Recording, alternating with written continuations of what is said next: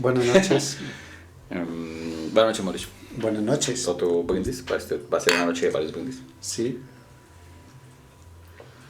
Creo que tu cabello se corta un poco. No importa. ¿Seguro? No, mira que cuando me Okay. hago así. Te recuestas un poco. Igual podemos correr el micrófono un poco más. Sí, sí, Más fácil. me parece. Estamos estrenando disposición del estudio, como se pueden dar cuenta. Solamente han visto 2 episodios del video. El estudio ha pasado por varias revisiones. Y también el podcast ha pasado por varios estudios de grabación, o sea, la cocina y acá. ¿Verdad que empezamos en la cocina? En la cocina. ¡Wow! Sí, ya son casi 40 episodios, Mauricio. Ya casi completamos el año en estas. Y siendo juiciosos, pues como sacando capítulo semanal, al menos. ¿cierto? Sí, súper. Nada, hoy vamos a hablar otra vez de un tema que ya habíamos hablado, y son las películas de una cierta época, ¿cierto? Esa cierta época, en el ejercicio que hicimos en el capítulo pasado, resultó estar muy particular, ¿cierto? Sí. Y es que yo empecé a hacer el ejercicio de la curaduría de lo que quería hablar y me di cuenta que, increíblemente, todas correspondían a un mismo año. Y luego cuando empezaste tú a hablar, te diste cuenta que todas correspondían a un mismo año. También, sin que fuera intención. Las primeras 2 mías fueron sin intención. Luego dije, ¿qué rayos pasó en ese año?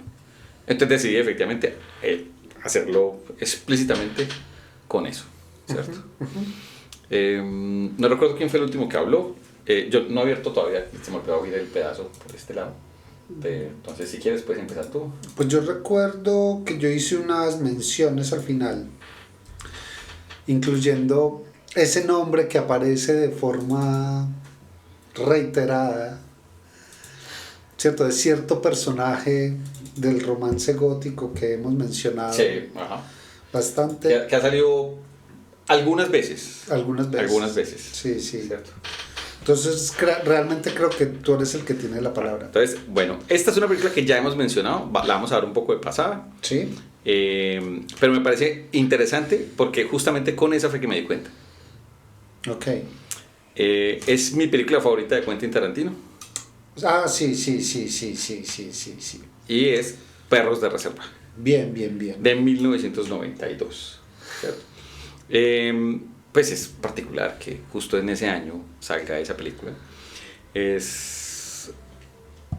Yo no la trato nunca como la ópera prima de Tarantino, a pesar de que técnicamente lo es. Sí. ¿Cierto? Pero no la trato de esa manera porque siento que igual Tarantino, con todo el tema que había hecho en guiones, todo el trabajo que él había tenido pues para guiones, y con su famosísima adicción pues como al cine y su relación a básicamente copiar de absolutamente todos los directores que le encantan y todas las películas que le encantan. Sí. Siento que esta no era una ópera prima, sino más bien era el ejercicio de plasmar de alguna forma pues como eso. Y esta, ahora que lo pienso, es la segunda ópera prima de mi lista. Ajá. Porque también estaba el mariachi, que también salió en 1992. ¿También? Sí. Y tan amigos ellos. Y tan amigos ellos dos, sí. exactamente. Entonces, Perros de Reserva, una excelente película. ¿Por qué esa película? ¿Por qué es mi película preferida de Tarantino? Sí. Porque es una película que, bueno, primero está muy dada hacia los personajes, ¿cierto? Está esa semilla y que creo que no ha vuelto a tener ese tipo de películas. Creo que Tarantino, a pesar de que ha desarrollado personajes interesantes, no ha vuelto a tener un cine de personajes, sino más bien un cine de situaciones, ¿cierto?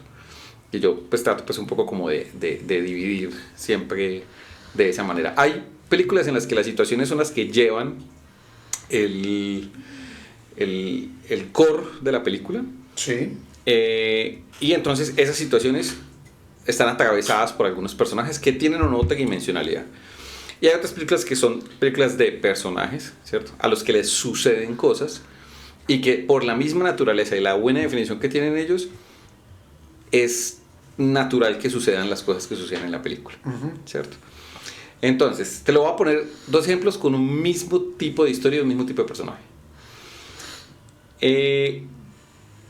El silencio de los inocentes de Jonathan Demme Sí, es una película de personajes. sí. Porque todos los personajes están muy bien construidos. Todos, o sea, los antagonistas, Clarice, Jack Crawford, todos están muy bien construidos. Chilton. Todos están bien construidos. Piro Chilton. Exactamente. Y sin embargo, Hannibal Ujú. de Scott no es una película de personajes, es una película de situaciones. Sí. Ok, de acuerdo. Sí. Entonces, a mí me gusta muchísimo eso, me gusta mucho el cine de personajes, no en vano también LA Confidential, pues es Sí. una película de personajes. Y siento que esta película de Tarantino es un culmen de eso. Ok. Hay escenas violentas, pues obviamente, porque es cine de Tarantino, ¿cierto? Hay juegos de tiempo, metanarrativos, hay una banda sonora que uno podría decir que tiene una curaduría muy interesante, ¿cierto? Todos sabemos que la más popular es Pulp Fiction y pues probablemente sea la mejor de la curaduría pues como de Tarantino, pero aquí hay un germen interesante pues como de eso.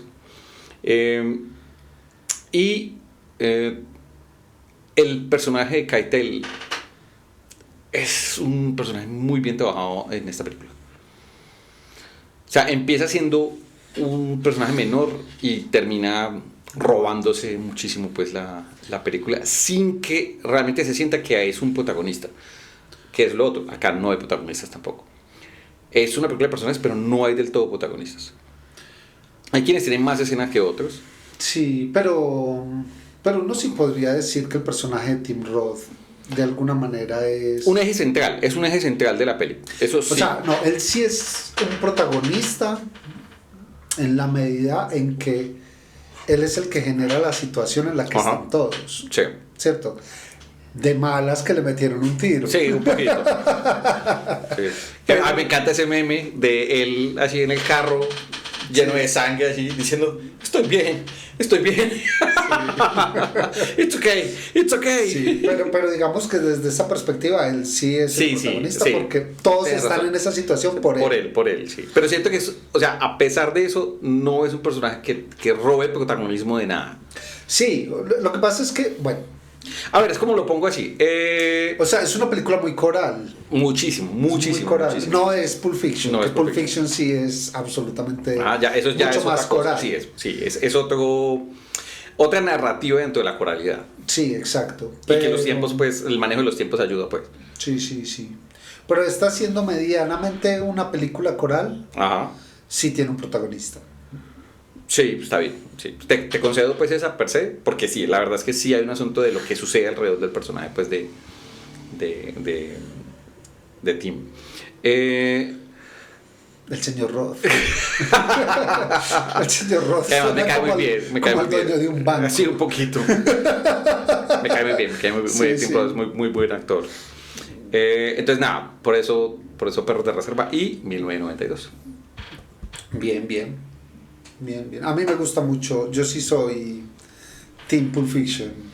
Sí, no. Sí, yo sé que existimos estos dos bandos sin que sea una discusión, pues. Sí, así. no. No es una discusión, simple y llanamente es una forma de No. abordar a Tarantino. Sí, no vamos a pelear por eso. No. Por eso no. De pronto peleamos por otras cosas. Pero por eso no. Bien. Sí, no. De los 90 sí. Yo entonces menciono a Pulp Fiction ahí como en referencia. Ahí, empate. Sí. Bien, voy con una película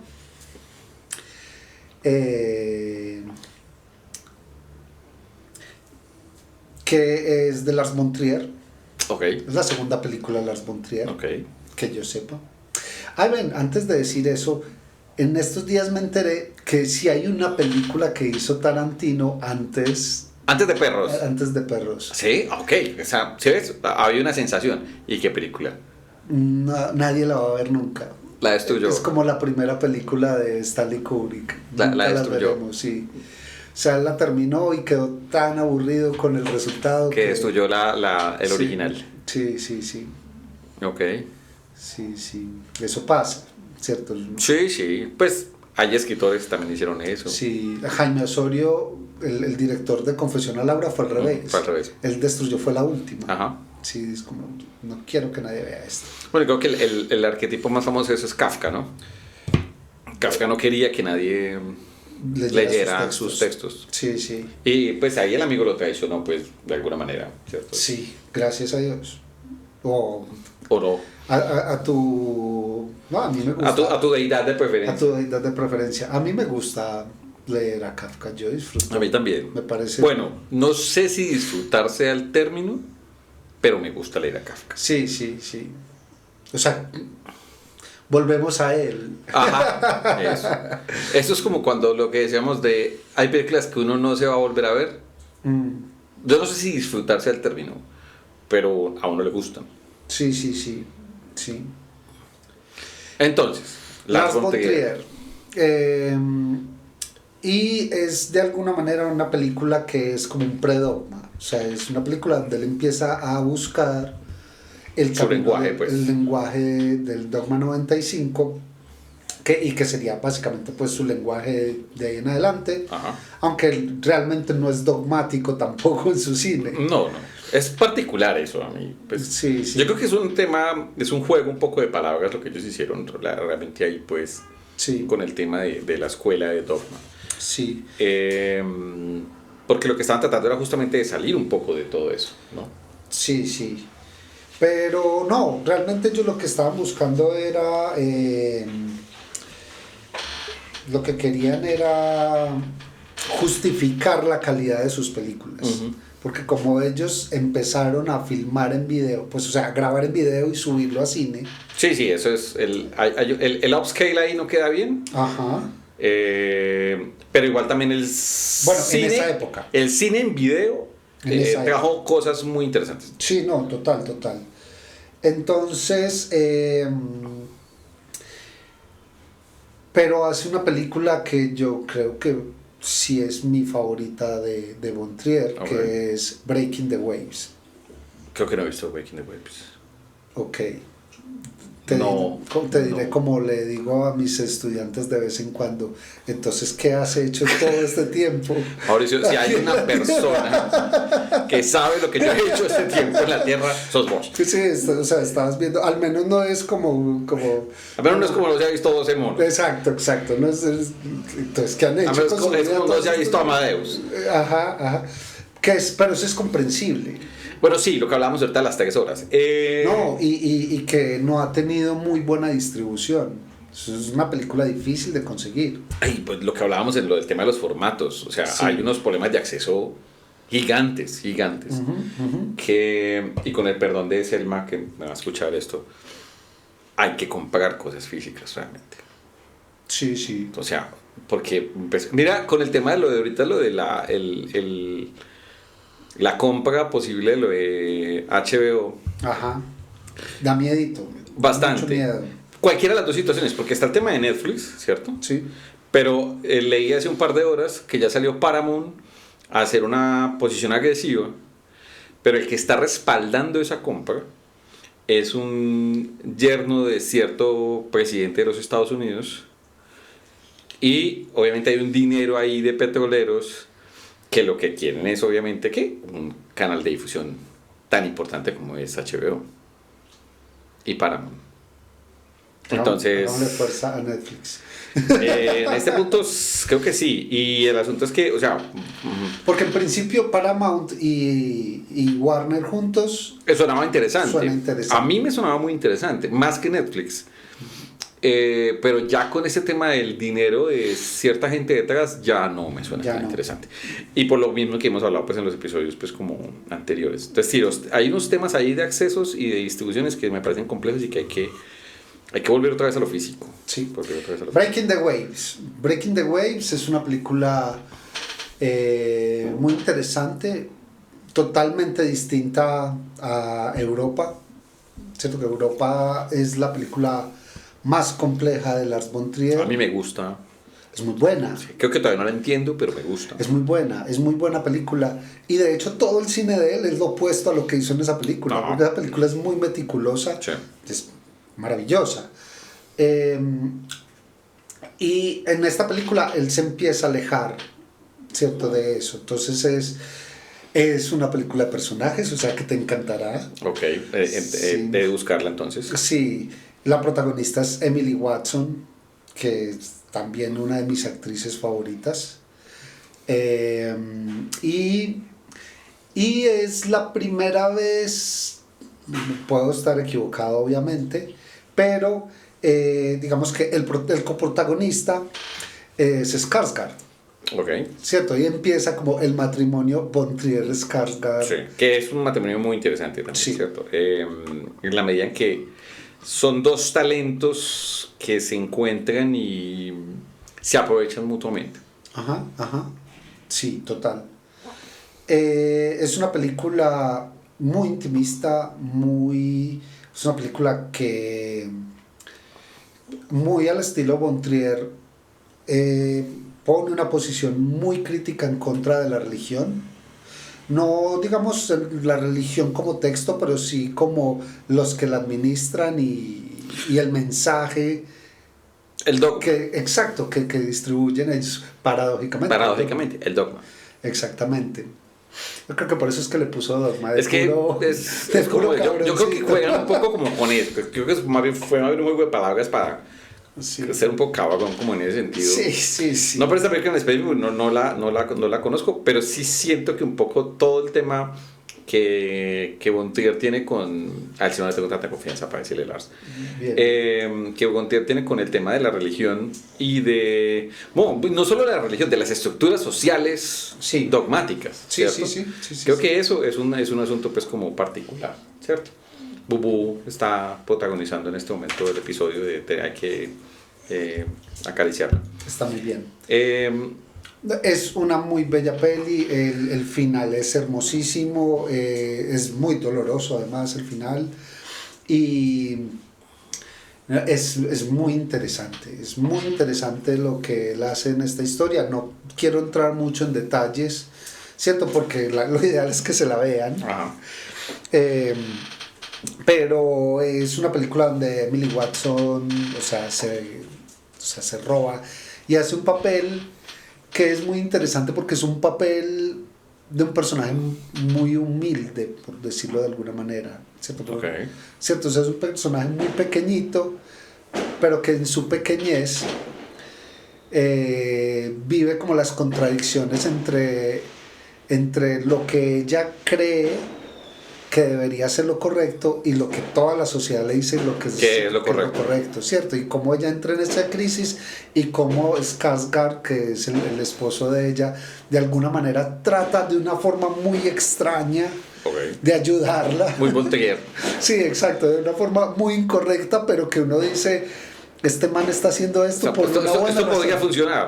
Exacto, exacto. Okay. Entonces es muy interesante lo que ocurre ahí. Es una peli realmente... Bueno, O sea, lo que digo, Von Trier tiene un cine muy interesante. Sí, Von Trier tiene un cine muy interesante. Eso sí, o sea, no es un cine que sea fácil de abordar. No. Pero es un cine muy interesante. Nunca dejará de ser interesante. Sí, y para mí, si tengo que escoger una película de Von Trier, sería esta. Ok, tendré que buscarla. Quedo ahí con tarea. Creo que esta vez me vas a dejar más tareas tú a mí que yo a ti. Porque estas son bastante como famosas por de alguna manera. ¿Cuál fue el de las pelis raras? Fue que te dejé yo un montón de tarea.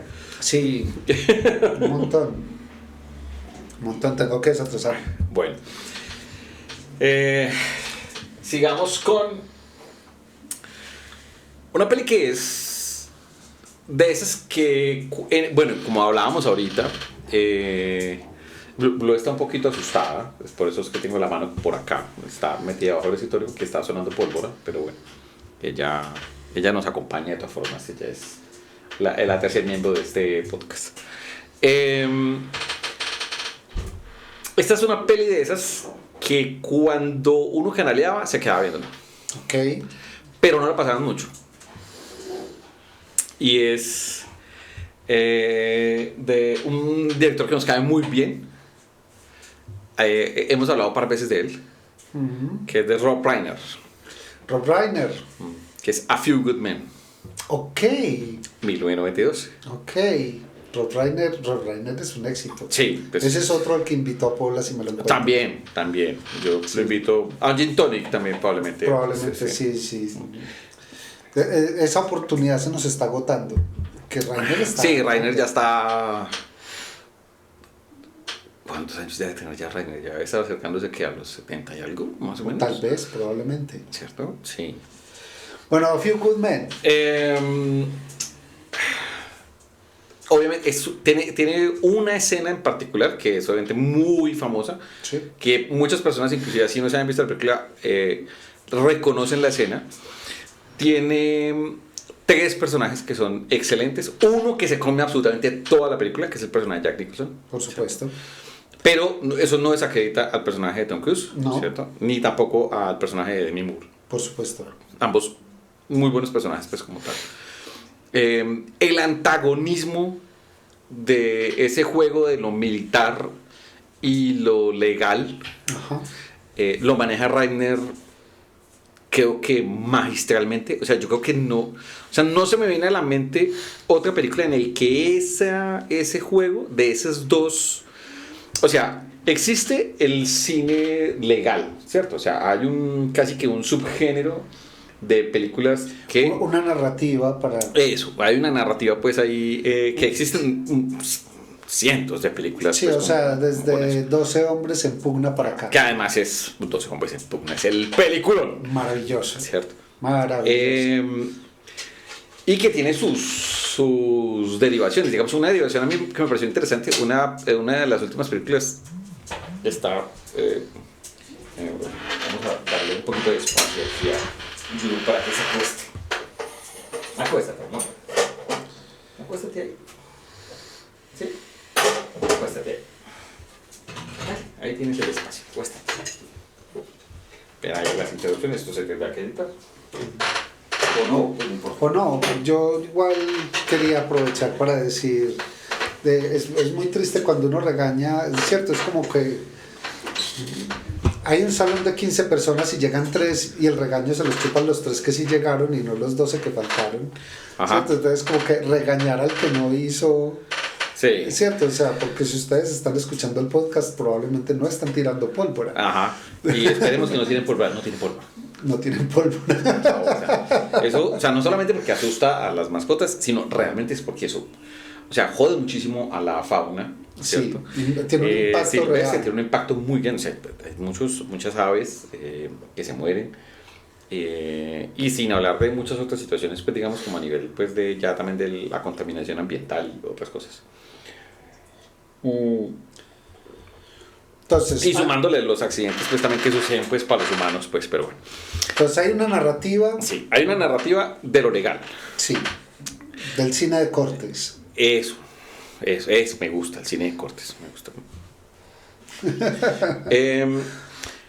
Y hay un cine militar, ¿cierto? O sea, de lo que se sucede en ese tema del ejército, no un cine de guerra, No, no, un cine militar, ¿cierto? Que es un poco, digamos... Full Metal Jacket es un Sí, cine militar, que entonces- no es una película de guerra, pues per se, por lo menos la pero primera mitad no. pero es una película que de alguna forma aborda lo militar. Sí, Se aborda esa subcultura pues de lo militar. sí, ese es como el referente directo. Sí, o sea, para no abordar el tema de la guerra específico dentro del cine de guerra, porque no es un cine de guerra, es un cine militar. Es un cine militar. ¿Cierto? Quizás también, bueno, hay una protagonizada por Demi Moore que no es muy buena peli, pero también, digamos, juega un poco con eso, que es la de G.I. Jane. Ujú. No es una buena peli, pero aborda un poco el asunto de cómo funciona la cultura de lo militar, pues sí. Sí, sí, se le abona Ajá. que abra la discusión. Exactamente. Bueno, entonces el tema es que Reiner hace una conjunción de estas narrativas y queda básicamente un thriller Ajá. llevado por la confrontación de personajes. Y o sea, el culmen obviamente de la película, que es también la escena pues, que casi todo el mundo pues como que recuerda, con el Jack Nicholson gritando: ustedes no son capaces de manejar la verdad. Ujú. Que eso se le puede decir en la cara a muchísima gente, ¿cierto? Sí. Y uno no, o sea, uno ve venir de lejos el asunto, pero uno no está preparado para eso. no cómo se desarrolla. No, y creo que ese es el mérito, pues, como tal de la película. O sea, la película no es un thriller de quién lo hizo, o sea, porque realmente es muy claro, es muy claro, ¿cierto? Sí. Sino es el asunto de todo lo que envuelve a el por qué se hizo lo que se hizo, quiénes hicieron y por qué lo hicieron. Sí, es un poco más, digamos que la película es, sí, claro, más que el asunto de resolver, ¿cierto? El misterio, es más madre, nos vamos a tener que enfrentar a esto. Ajá. ¿Cierto? Que ya es un tema de... Abrirle la cara a la verdad. Sí. Que en última es lo que plantea el personaje de Jack Nicholson. Ajá. Es una excelente película. No es de las películas que pasen mucho pues en su momento, pues como lo hablamos de ahorita, lo de Canalear. Pero si se tiene la oportunidad de verla, no la pierdan. Es una muy buena película. Ok. A mí me gusta mucho Scorsese. Soy muy seguidor de su cine. No me he visto todo lo de Scorsese. También mentiría si dijera que me he visto todas las películas de Scorsese. Pero sí he hecho... Yo no me he visto el irlandés. No, es muy buena. No me he visto el irlandés. Es muy buena. El problema con el irlandés es que todo el mundo renuncia a ella antes de que pase lo realmente importante de la película. Aquí empezó la película. Ajá. Okay. O sea, no, es que es muy teso porque, o sea, perdona ahí por el paréntesis porque ya lo No, abrimos, igual no, las ramas. Las ramas, ¿cierto? Es eso, es como que, claro, toda la película construye un tema de un personaje y el drama real de la película solo ocurre al final. Ah, ok. Y es una consecuencia de todo lo otro, pero el drama real solo ocurre al final. Pero muy arriesgado, pues, esa narrativa. Sí, claro. Creo que en parte Scorsese lo dijo, pues, como, pues está en plataforma.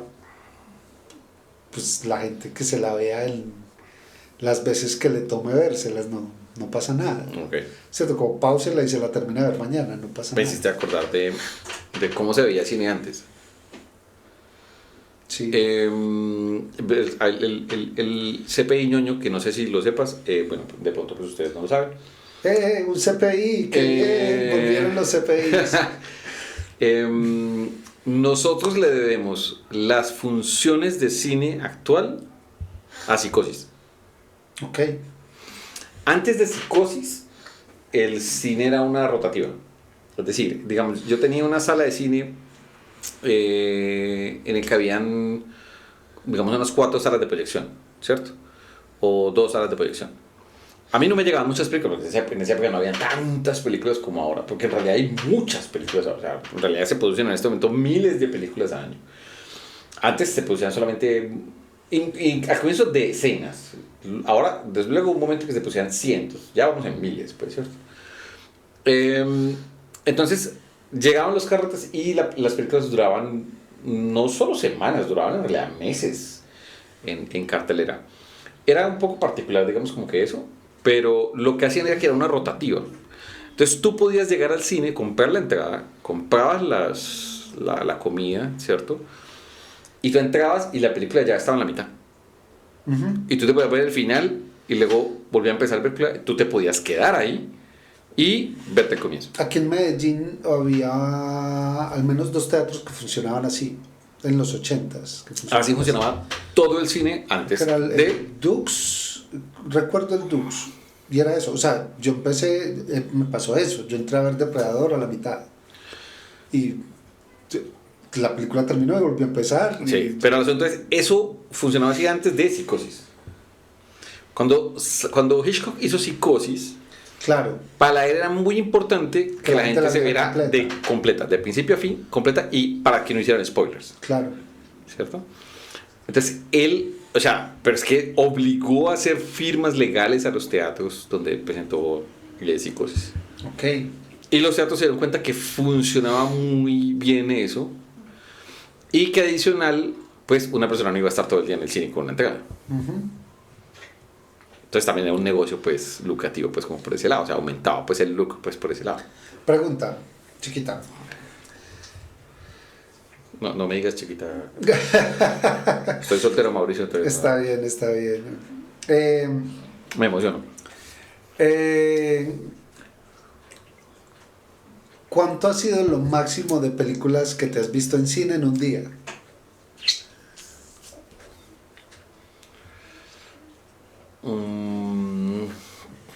Bueno, yo la última que hice fue la de el de Oppenheimer y Barbie. El Barbieheimer. Sí, esa la hice. Que esa junta eran Como verse... como 4 horas y algo, Sí, casi sí, 5. era como verse 3 películas. Ajá. Pero yo estoy tratando de recordar, yo sí tengo una anterior a esa fuerte. Pero fue un cineclub. Ok. Lo voy a dar por válido. Sí, creo que alguna vez, creo que en la, no estoy, es que no recuerdo muy bien si fue en Bucaramanga, en alguna vez que un cineclub estaba haciendo pues como jornadas de cosas, o en la de Antioquia. En algún momento en la de Antioquia, recuerdo que estaban muy específicos los horarios de los cineclubs, digamos como que los viernes o los jueves a tal hora, tal. Pero recuerdo que había algunos en los que a veces dicen, vamos a pasar varias películas de tal autor. Entonces pasaban varias. Y también recuerdo una vez en una tusa particular que me fui al Colombo y estuve como desde la 1 como hasta las 10 de la noche pasándome de salas, pagando obviamente las boletas. Ajá. Qué maravilla. Yo recuerdo... Cuando las redes sociales no nos habían jodido la atención. Sí, además.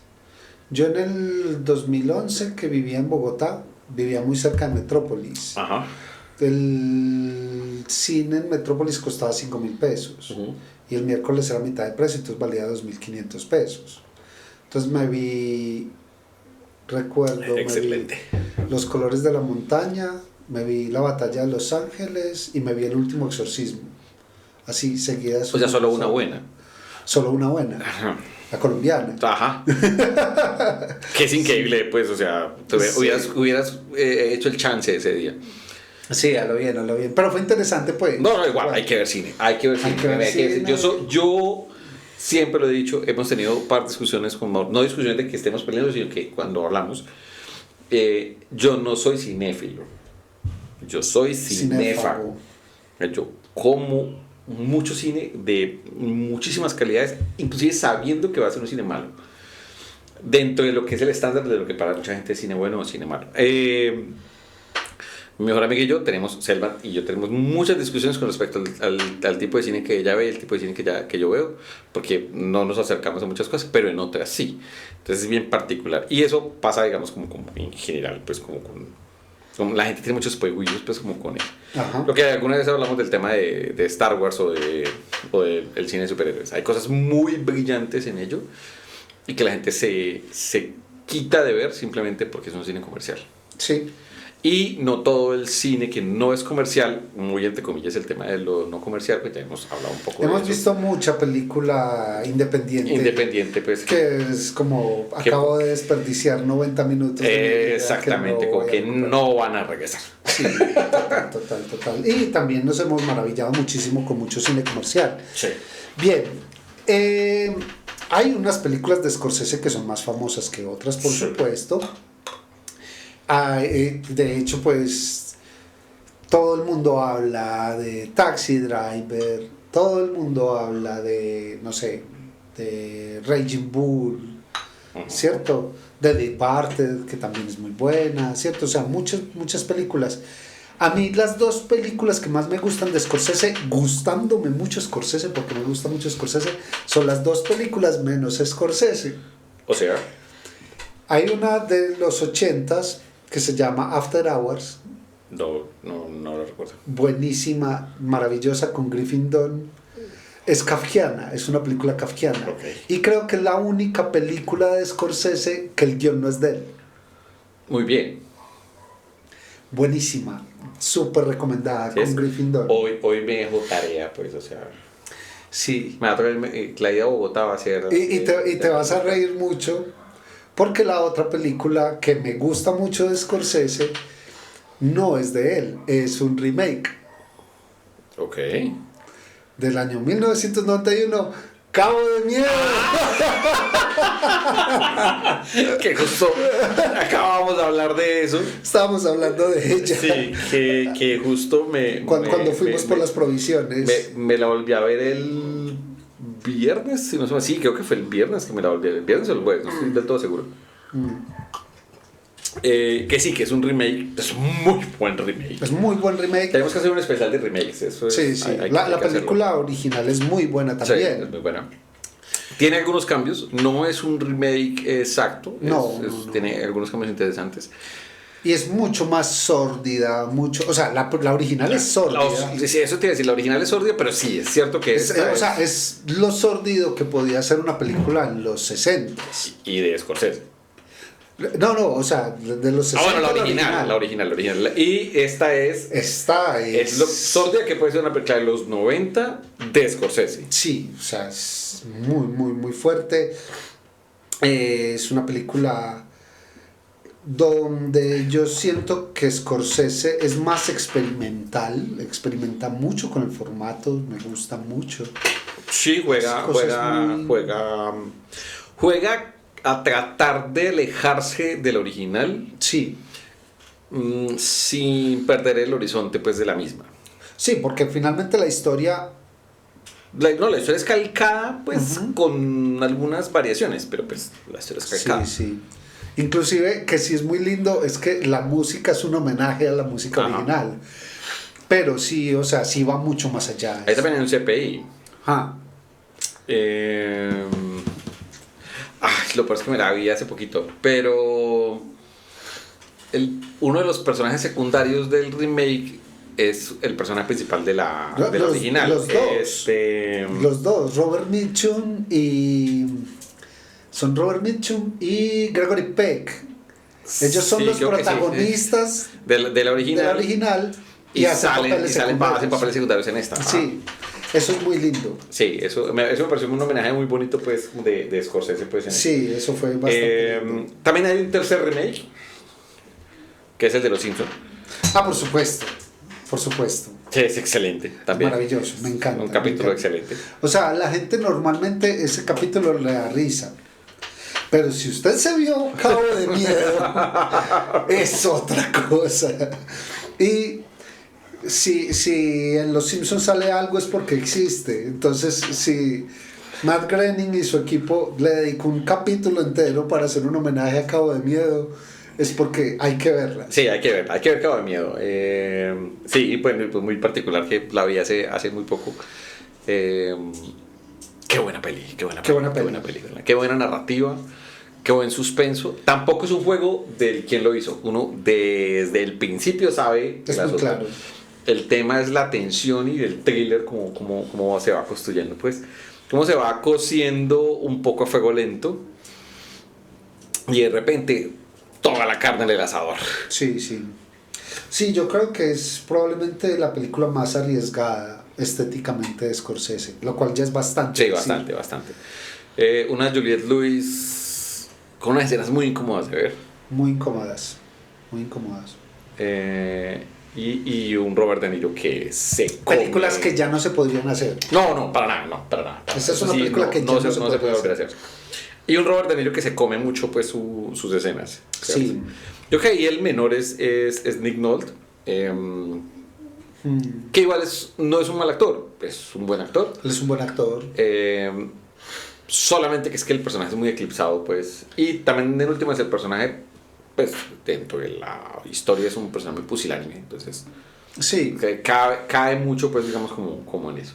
Sí. Sí, están en muchos aprietos. Sí, es como complejo. Es una peli incómoda, tiene escenas incómodas de ver. Muy incómodas. Pero están muy bien hechas y muy bien narradas. O sea, y es muy icónico realmente el asunto. Creo que es una de esas historias de que uno puede volver a ver porque esas tensiones son muy disfrutables. Sí. O sea, porque lo mismo, porque aquí no se juega jamás al quien lo hizo, sino es en toda esta tensión de todo lo que está sucediendo. Sí. Además pasa una cosa interesante, no es Marvel en el sentido, y obviamente Scorsese se sentiría muy mal con ese comentario. Eso fue tan ofensivo. Sí, o sea, no es Marvel en el sentido de que, claro, como Marvel es tan posmoderno, entonces uno como que entiende todos los villanos. Sí. En esta película, o sea, el personaje de Niro es un villano, terriblemente villano, pero uno un poco lo entiende. Un poquito. Un poco. No, a ver, yo no llamaría empatía al asunto. No es empatía, no genera empatía. No genera nada de empatía, pero sí hay como un...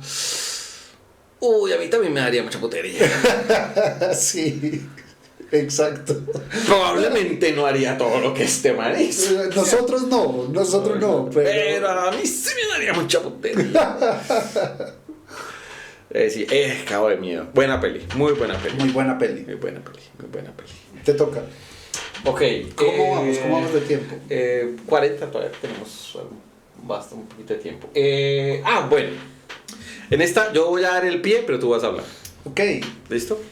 Porque justamente hablamos un poco de la última vez que este director iba a salir. Ajá. Y creo que esta peli probablemente no es... No, probablemente no. Esta peli no es la mejor de este director, pero es una peli interesante. Es una peli muy de los 90. Una peli que de alguna forma predijo mucho los 90, porque es muy... De principios. De principios, que es del 92, ¿cierto? Tiene una banda sonora que me encanta. Pero me encanta. También tiene varios cameos de diferentes artistas de la escena del grunge. Okay. Y es Singles de Cameron Crowe. Brindemos por eso. Te doy la palabra. Gracias. Qué bien. Oh, qué feliz me has hecho trayendo. Te doy la palabra porque yo sé que Cameron Crowe es más por el lado tuyo, pues. Tenía que hablar. Igual es una buena peli. O sea, no me malinterpreten. No es la mejor de Cameron Crowe, pero es que no ser la mejor de Cameron Crowe está muy por encima de la media del cine. O sea, sí. Sí. Bueno, ¿cuál es tu favorita de Cameron Crowe? No, muy difícil. Es muy difícil.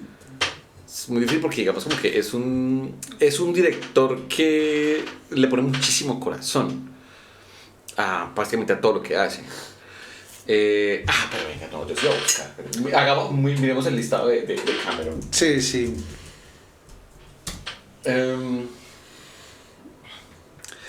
Él es uno con el que definitivamente quiero tomarme varias cervezas. Sí, porque soy muy fan. Almost Famous quizás sería la que a mí más me da pues como eco. Yo creería que esa es para mí. Tú tienes el tema de Vanilla Sky, que tú la prefieres a Abre los Ojos. Yo la prefiero a Abre los Ojos, ¿cierto? Sí, estás equivocado, pero está bien, no pasa nada. Pero yo creo que la que más yo disfruté de Cameron sí es Elizabeth Town. Ok. Por Freebird. Y eso pasa, o sea, aquí está, ¿cierto? Uno de los asuntos, ¿por qué también soy tan fan de Cameron Crowe?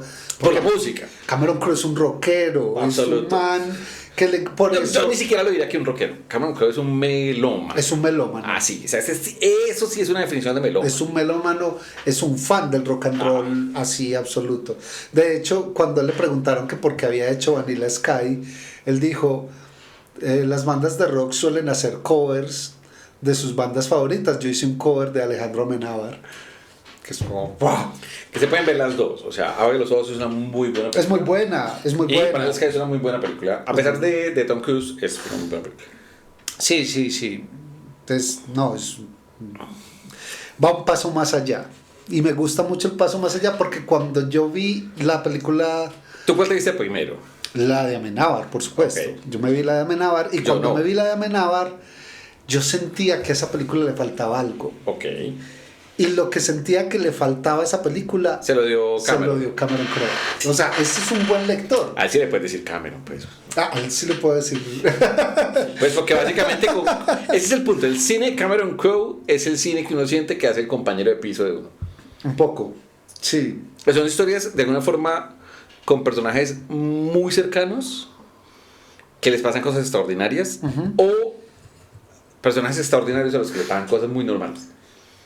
Sí. Entonces, ¿qué pasa con Singles? Singles es una película coral. Porque yo creo que por eso me gusta tanto, pues. Sí, es una película. Y por le me dio tanto eco, pues, como traerla. Sí, es una película de una ansiedad que hemos vivido en la vida, ¿cierto? Que es el tema del quiero estar con alguien. Porque eso.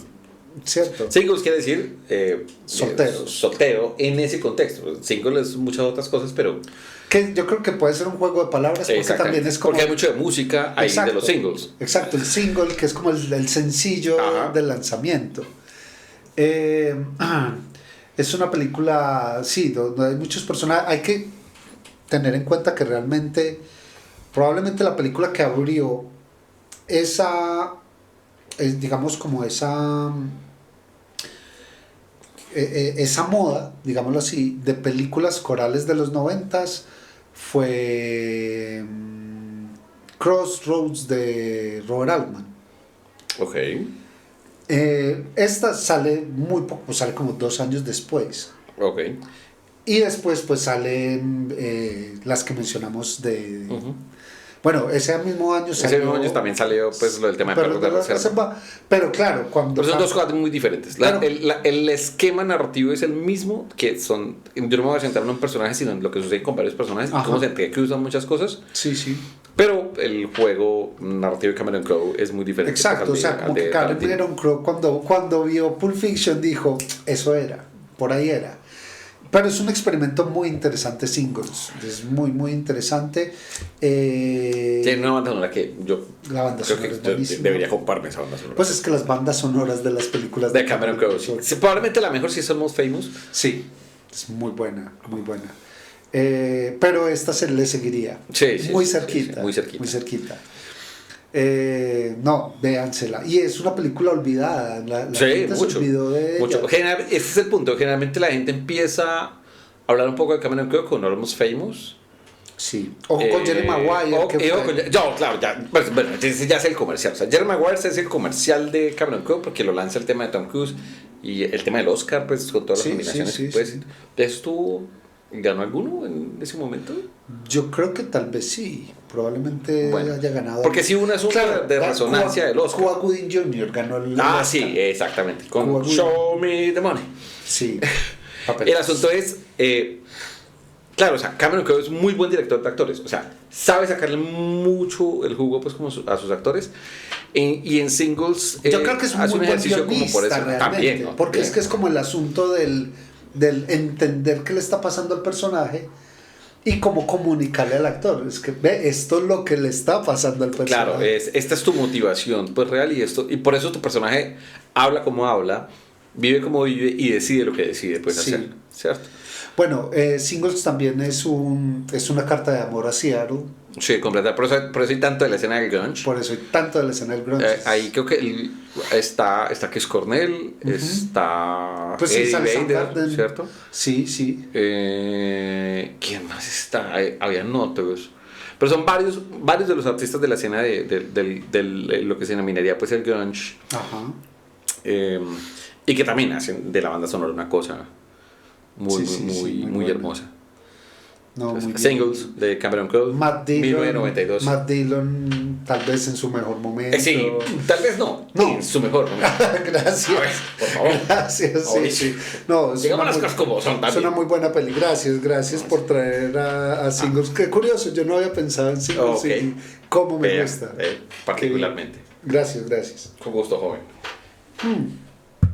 Ok. Vamos a revisar qué tengo por aquí. Porque no quiero decir la obvia porque un poquito ya la hablamos, ya la mencionamos. Que hoy me estaba tirando para el 91, entonces... Eso es particular. Bueno. Yo creo que este no será el último episodio de los 90. No. Pues construiremos otros. Y me iré yo a otro par de años que también tengo por ahí en el listado. Ok.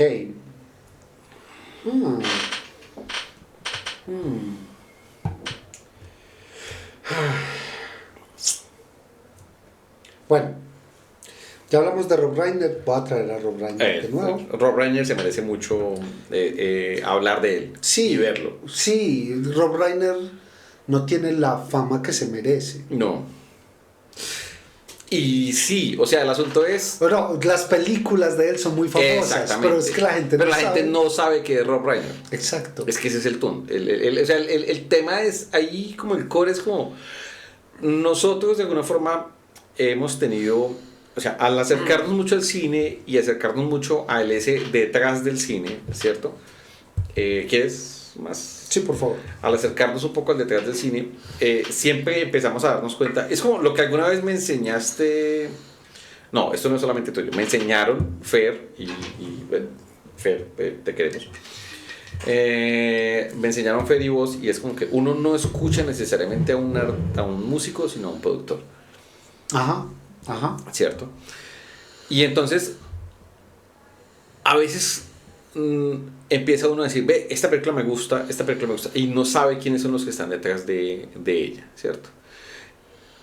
Nosotros, como que digamos, como que la curiosidad nos llevó a mirar detrás de la cortina un poco, pues como más allá, pues por ese lado. Pero sí siento que las películas de Rob Reiner le hacen muchísima justicia a él per se. O sea, la gente las reconoce, le encantan y las repiten. Sí, sí, total. Sí. Pero espérate que creo que voy a hacer trampa y no quiero hacer trampa, pero pues ya igual lo traje. Si hay que hacer trampa, hay que hacer trampa. Sí, igual lo traje a colación, pero pues digamos... Hay que hacer trampa. Así sea el whisky hablando, Mauricio, hay que hacer trampa. Ay, sí voy a hacer trampa. Ok.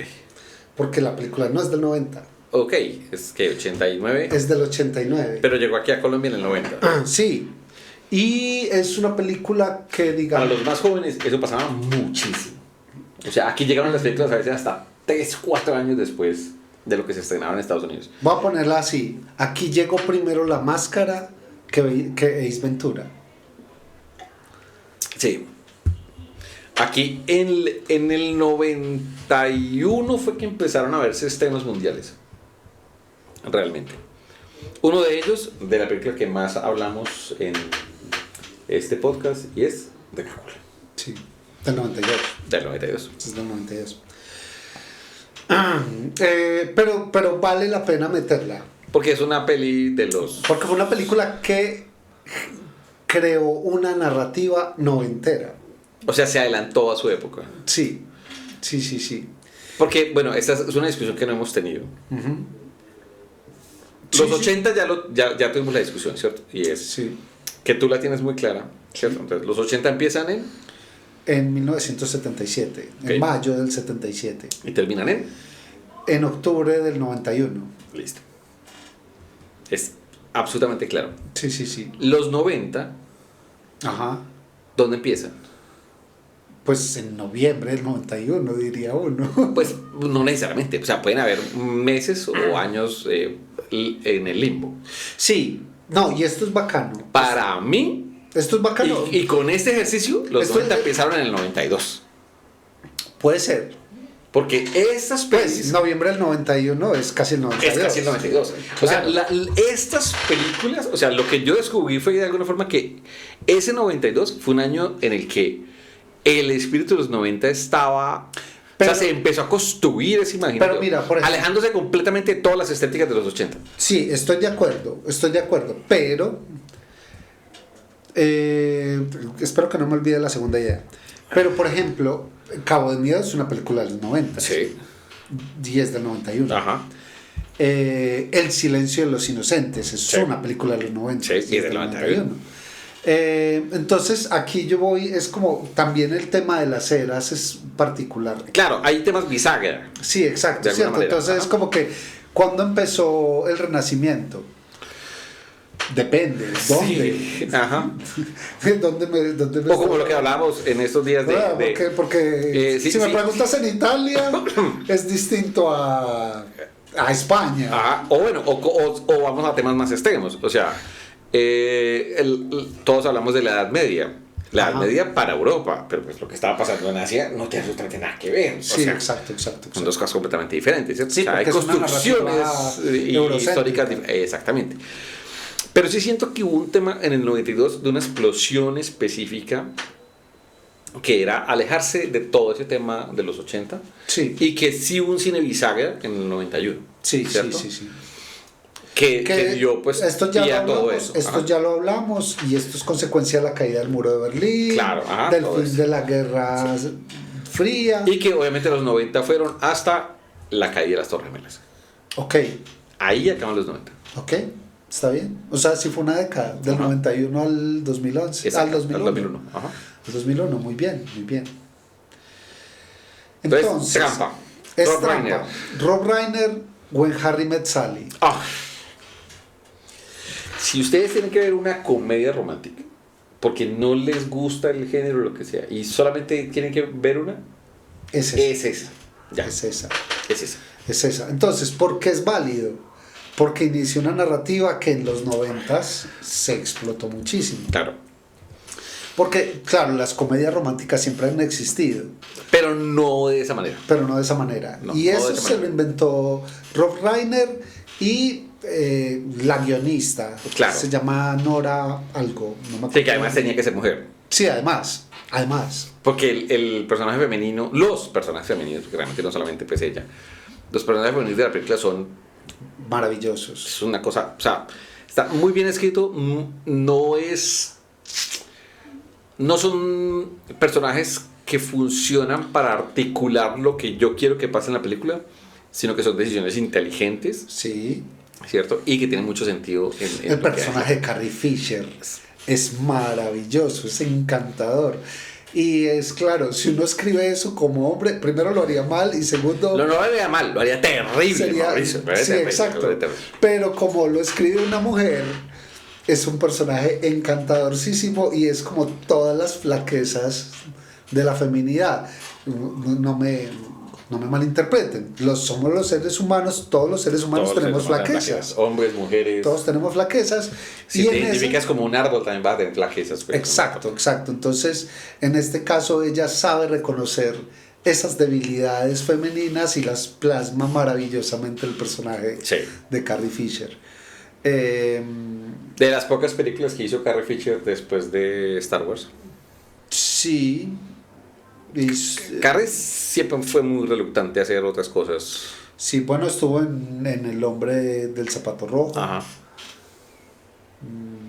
Y estuvo en Fanboys. Sí, creo que hay como Fanboys 4 o es, 5 películas, pues como. Fanboys es divertida, a mí me cae bien Fanboys. Ok, a ti te cambian muchas cosas, Mauricio. Pero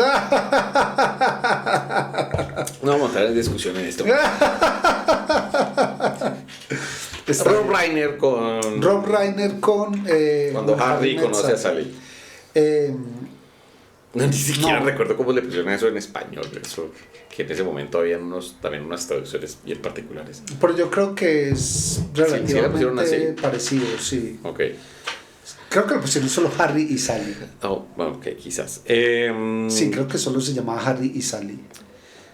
Es una peli muy interesante. Es arquetípicamente hablando, no funciona tanto como las comedias románticas actuales.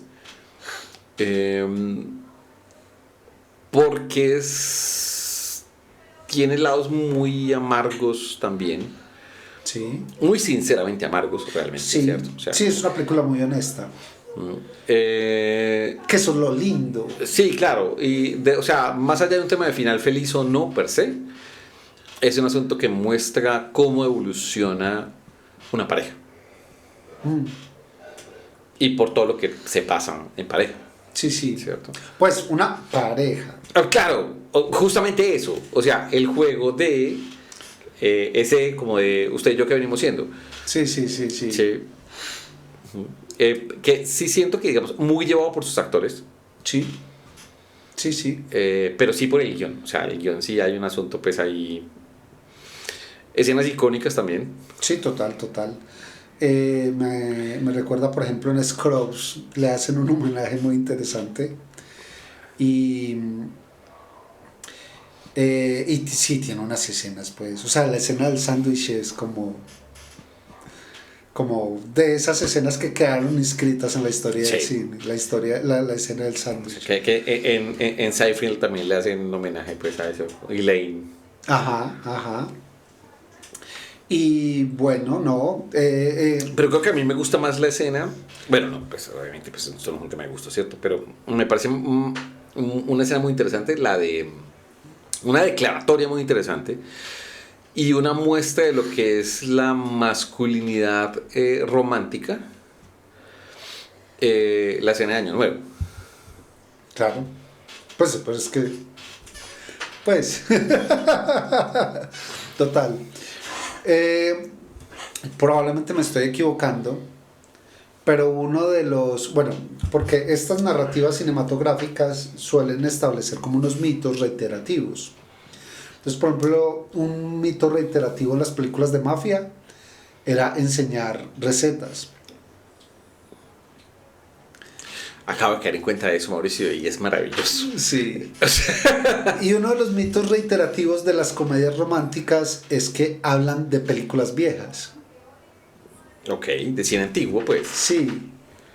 Entonces, por ejemplo, en esta hablan de Casablanca y es maravilloso. Casablanca, véansela. Sí, Sí, no se la han visto. sí, hay que verse Casablanca. Sí, sí. Uy, algún día deberíamos hacer ese, pues, como un especial de cine clásico. O sea, Sí, así sí. de... Sí, sí. Pues yo estaba pensando, por ejemplo, como estamos haciendo 90s, hay que hacer Y 2 70s, décadas. hay que hacer 20s. De 20s Hay que hacer 50s. muy interesante. 50s fue interesantísimo. Esas 50. Y, no, pues sí, para nosotros tan ñoños, por Dios, hay que hacer Esas 50s, total. Si usted quiere aprender a escribir guiones, Sí, total. vea cine de los 50. Hay cosas muy interesantes ahí. Entonces, sí, digamos que por inaugurar una narrativa que fue muy noventera, cuando Harry conoció a Sally De Reiner, que aparece otra vez por acá.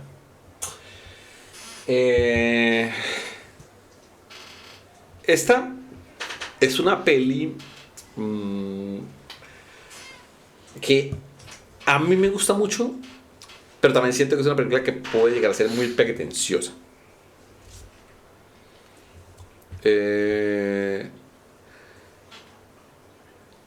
Tiene una actuación increíble de Daniel Day-Lewis. Ok.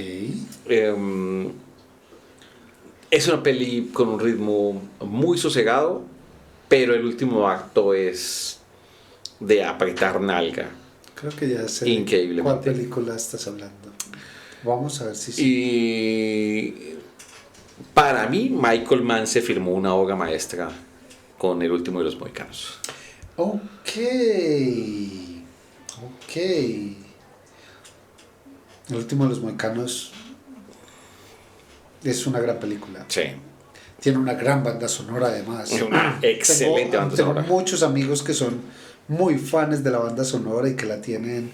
Riot, que es una banda a la que le tengo mucho cariño, le hace un homenaje a la banda sonora. No es gratuito. No, para nada. Pero obviamente, es un remake. Sí. Pues bueno, es una película basada en una historia. Sí, bueno, sí.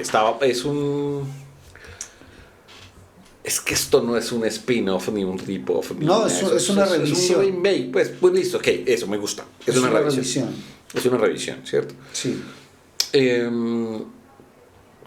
Obviamente Daniel Day-Lewis se roba todo el protagonismo. Sí. Vale la aclaración que el título es un juego engañoso. Sí. Sí, porque él no es el último de los mohicanos. ¿Por qué, Alex? Deberíamos borrar esta parte. Eso no es un spoiler, pues se está hablando de la película de hace más de 30 años. Pero hay alguien que la va a ver por primera vez. Uy, sí, o sea, ya estamos en algunos puntos en los que hay pelis que realmente para algunas personas probablemente pues no. No, o sea, cuando uno se da cuenta por qué la película se llama El último de los mohicanos, es dolorosísimo. Muy doloroso. Es muy doloroso, terriblemente doloroso. O sea, narrativamente hablando, ese sí es un golpe al estómago, pues, completamente pues en la peli. Terrible. Muy bien filmada, obviamente, pues Michael Mann es un director increíble. No es mi película favorita de Michael Mann, creo que mi película favorita de Michael Mann es El piano. El piano es una gran película. Pero creo que esta película es la más memorable de Michael Mann. Ok. Yo Te voy a dar. Te voy a dar el punto apretado. Porque Con- Piano es una gran película. Sí, claro. Pero Bueno, hay otra, pues. Sí. ¿Cuál es la otra? Heat.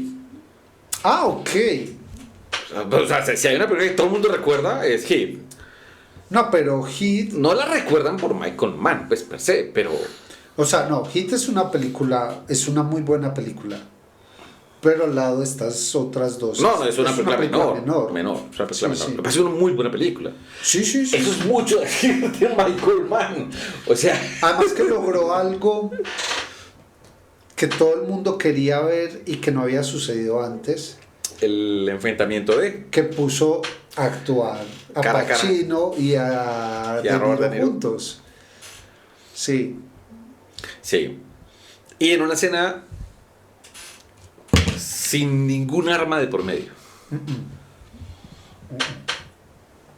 Una escena muy 12 hombres en pugna, ahora que hablamos Es muy 12 hombres en pugna, sí, de acuerdo. Pero bueno, el cine de Michael Mann es muy buen cine. Y creo que si yo le recomendaría a alguien ver una película de Michael Mann per se, sería El último de los mohicanos. Ok. Es muy buena. La disfrutaría mucho porque igual sigue siendo un cine de aventuras. Sí. Pero es un cine de aventuras de Michael Mann. Y es una película que conecta con cosas muy emocionales en muchos sentidos. Ajá. Sí. Muy bien. Muy buena Ya, selección. ya sí estamos debemos como cerrar un poco. Listo. Me faltan varias, pero bueno. Obvio, pero bueno. Igual, seguiremos en O sea, este ¿por qué especial. estamos hablando de los 90? Sí, que fue porque una es década muy impresionante. interesante en el cine, muy interesante. Sí, muy sí, interesante, sí. Y hemos evitado hablar de las obvias, además. Claro, además, o sea, nos hemos alejado un poco pues de lo obvio. Y eso que yo me he acercado mucho al cine comercial, muy entre comillas, o sea, Sí. de ahora sí, el último de los mohicanos tiene mucho eco, ¿cierto? Pero no es una película que haya roto en taquilla, pues, o que haya rotado, pues, así como que la gente diga, oh, sí, no, o sea, hicimos fila para ver el último de los mohicanos. No, que probablemente no. se la vieron en VH. Probablemente, pues, como eso. O que la presentaron en televisión. Ujú. Pero que cuando la gente se la vio, sí le gustó mucho. Exactamente. Muy bien, muy bien. Bueno, entonces voy yo con una. Sí, ¿Cuánto tiempo dale. tenemos? Pues ya vamos en 1:07, por edición un poquito menos, pero bueno, en fin. Está bien, son las 8:08. Ajá. Pues en la, Sí. en la ficción son las 8:08. Tus números. Sí. Bueno, Fargo, Oh, de los hermanos Cohen. ¡Qué buena película! Es demasiado, es demasiado. Es muy interesante. Yo no me he visto la serie. Yo tampoco, No me he visto la yo serie. tampoco. Creo que es una deuda, porque me la han recomendado. Es muy interesante. Voy a decir una cosa, a mí siempre me gustó Fargo, pero solo la entendí en la maestría.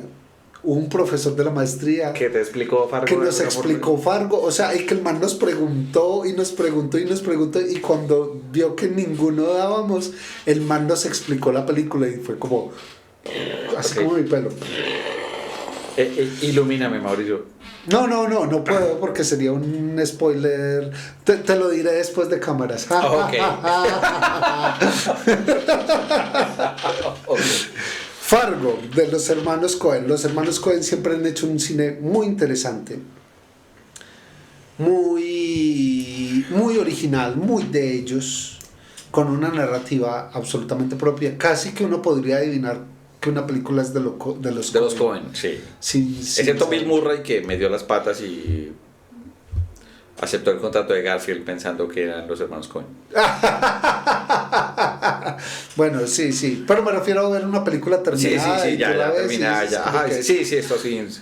Sí. Igual Fargo es Fargo. O Sí, total. sea, todo en Fargo está bien. Sí, es muy interesante. Es una película, ¿cómo la podríamos clasificar? Puede ser un thriller. Es como... Sí, es un thriller. O sea, realmente sí es un thriller. O sea, cabe ahí completamente el tema del thriller. Es una película de suspenso, Eh, donde todo sale mal, todo. Sí. Y ahí casi se vuelve una película de aventuras. O sea, porque eso tienen mucho las películas de aventuras, ¿no? Y es como que tú tienes un plan no va a funcionar. Ujú. O sea, el plan A te va a llevar al plan B y luego te va a llevar al plan C y por eso se convierte en una película de aventuras. Claro. ¿Cierto? En Fargo pasa un poco de eso, pero de una manera que es hilarante, porque en últimas Fargo termina volviéndose una comedia. Sí. ¿Cierto? De un humor muy retorcido. pero comedia, pues, como al fin y al cabo, ¿cierto? Pues es la comedia de los Coen. Ajá. Sí, sí. Mm, Pero sí es un thriller. sí, es un thriller. Y es un también thriller. es un ejercicio excelente de edición. Por favor. O sea, Fargo juega muchísimo con la forma. O sea, a ver. Con los cortes. Sí, o sea, lo que hablamos un poco hace un poco, digamos, como que hablamos con un tema con Fede también que hablamos contigo de que a ti te gusta mucho Eyes Wide Shut Sí. y que yo siempre he dicho, pues sí, pero se ve que no fue editada por Stanley Kubrick. Sí, sí. Que sí hay un amor ahí de su equipo de trabajo, ¿cierto? Sí, sí, o sea, se alcanza a leer Stanley Kubrick. Exactamente. Alcanza a estar ahí. A eso. pesar del montaje. Exactamente. A pesar de. Aquí el montaje juega un papel muy interesante en la medida en que las escenas nunca me las alargan. Ujú. Jamás. Sí. O sea, yo te puedo asegurar, y eso es un poco lo que. A ver, hay una anécdota. Aquí viene otro CPI. Uy, noche de CPI. Noche de CPIs. Una anécdota de Peter Jackson, que él llega y decía como que, ok, cuando estábamos haciendo El Señor de los Anillos, la escena, como estaba en el guión era, esto es un spoiler, pero no, o sea, si leyeron el libro, ¿cuánto tiene el libro? El libro tiene como que 80 años, tiene el libro del Señor de los Anillos. No. A ver. Mentiras. Sí, pues fue la Gran Guerra. Fue después. Sí, exacto. Sí, Sí, 80 sí. años, Sí, más sí, o menos, sí, 80, es como 80 años. 80 años. Sí, es como. Sí, es ¿Cierto? durante. Pero no, es la segunda. Es durante la segunda. No, fue en la mitad, no fue entre guerras. No, fue en la segunda. Ah, ok. Fue durante la segunda porque había escasez de papel y eso fue por culpa de la guerra. Ah, ok, está bien, listo. Entonces, bueno, debe tener por ahí 70 años, pues. No, sí, son 80 Sí, por ahí. sí, cierto. O sea, amigo, Amigo. del 45 al 2025 hay 80 años. Y hablaremos de eso en otro capítulo. Bueno, entonces, o sea, el tema es, o sea, cae Sméagol y cae el anillo se funde en el Monte del Destino. Sí, ¿Cierto? Sí, sí, sí. Y estaba él en la sala de edición y todos los editores se miraron como... Y ya. O sea, llevamos todo este tiempo contando toda esa travesía y el anillo simplemente se funde. O sea, simplemente. Por eso, simplemente se funde. O sea, en una sola escena. O sea, siempre. Entonces, ¿qué hicieron realmente? O sea, lo que hizo Peter Jackson es, llevamos la atención solo con la edición. O sea, esto no estaba grabado per se. Solo con la edición de el anillo se queda, o sea, Sméagol se hunde, el anillo se queda. Luego pasamos a Frodo, Ajá. ahí colgado, pensando, ¿será que cojo el anillo? Claro. Luego pasamos al anillo, que todavía está ahí, pero entonces se le empiezan por el calor a iluminar otra vez, Sí. ¿cierto? La inscripciones, leyenda, sí. Sí, los One Ring to Rule them all. Ajá. Luego pasamos a Frodo, luego otra vez al anillo. Claro. Luego pasamos a Frodo y ya Sam le coge la mano y el anillo entonces ya por fin se hunde. O sea, eso fue en la sala de edición. Claro. Y siento que en Fargo el tema es, hay escenas que otros directores hubieran podido hacer mucho más largas, ¿sí? Hay escenas que hubieran podido ser mucho más explicativas, Ok. ¿sí? Y que eso acá sí se juega en como una película tan sencilla, realmente pues a nivel de cámara pues y de otro tipo de, o sea, Sí. no, aquí no hay efectos especiales pues así pues ni nada de eso, pero como una muy buena edición construye una historia que te tiene siempre colgado del asiento. Claro. Me hiciste pensar en Jim Jarmusch, que es exactamente lo contrario. ¿Qué que se extiende. O sea, las escenas de Jim Jarmusch, o sea, no es Zack Snyder, pero... Zack, por Dios. No, te queremos. O sea, sí, te queremos, pero por Dios. Pero el tema es como las escenas de las películas de Jim Jarmusch, que además ya lo trajimos por muerto. No Jim Jarmusch, él no se ha muerto, pero La muerto película se es llama una muy Muerto. peli. Y las escenas en las películas de Jim Jarmusch duran 5 segundos, más de lo que deberían. más de lo normal. Sí, más de lo que la mente dice que deberían durar. Exacto. Pero eso es a propósito. Porque esos 5 segundos Son que él incómodos. deja, esos 5 segundos son el drama interno de los personajes. Sí, son incómodos. ¿Qué está pensando este man que está en silencio? Ajá. Sí, sí. Tienes muchísima razón con eso. Sí, sí. Pero mira que en Fargo y en los Coen en general es al revés. O sea, el corte es muy preciso en la edición per se para poder decir, para que tú no logres del todo para decir el asunto del personaje. Claro. Y sobre todo ahí en Fargo, por como juega pues el tema del thriller y la comedia pues en eso. Que es mucho más efectista pues por ahí. Bien. Y con este comentario del corte, Cortamos nosotros. Gracias por seguirnos hasta acá. Nos pueden seguir en redes sociales, en Podcast Ramas. Ya saben que estamos estrenando canal de YouTube, entonces esto se irá subiendo cada vez más. Y nada, nos vemos en la siguiente rama, Mauro.